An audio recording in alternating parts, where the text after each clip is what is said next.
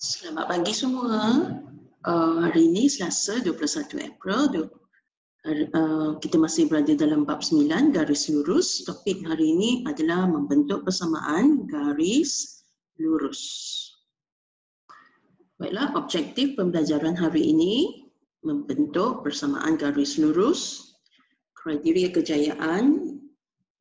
Yang pertamanya, kita perlu tahu menghitung kecurunan garis lurus. Yang keduanya, menentukan titik yang melalui garis lurus tersebut. Yang ketiganya, mencari nilai pintasan Y, dan yang seterusnya menggantikan nilai kecurunan dan pintasan Y dalam persamaan Y sama dengan MX tambah C. Itu adalah persamaan arm untuk garis lurus. Ya, seperti mana yang telah dinyatakan dalam kriteria kejayaan untuk hari ini. Yang pertamanya, untuk membentuk persamaan garis lurus, yang pertamanya kita kena tentukan kecurunan. Ingat lagi, kecurunan kita boleh cari daripada M sama dengan Y2 tolak Y1 bagi dengan X2 tolak X1. Ataupun formula yang keduanya, kecurunan sama dengan negatif pintasan Y bahagi dengan pintasan X. Okey, itu kena ingat baliklah. Okey, yang keduanya kita nak tentukan titik yang melalui garis lurus atau pada garis lurus tersebut.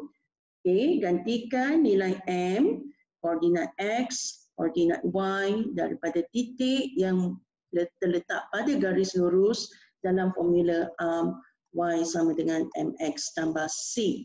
Okay. Jadi bila koordinat Y, kecurunan, dan nilai X telah digantikan, maka kita boleh cari nilai C. Nilai C ini merupakan nilai pintasan Y. Maksudnya kalau kita ada lakaran X dan Y, C ni maksudnya pintas pada paksi Y di mana.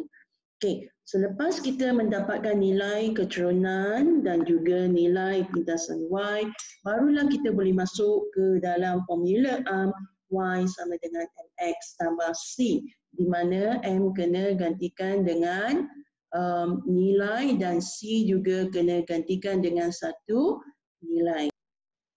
Baiklah, kita tengok dulu. Tentukan persamaan garis lurus dengan kecurunan 1/2 yang melalui titik 6, 8.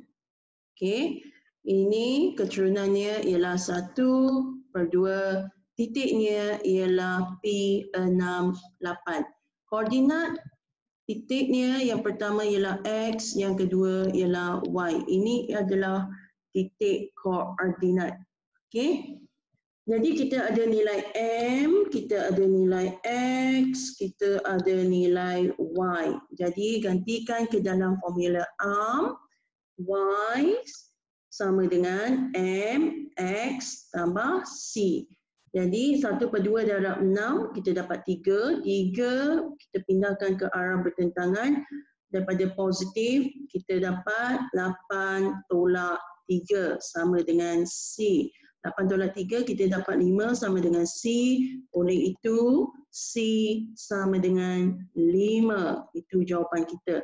Selepas kita dapat C sama dengan 5, kita perlu masukkan ke dalam formula arm persamaan garis lurus.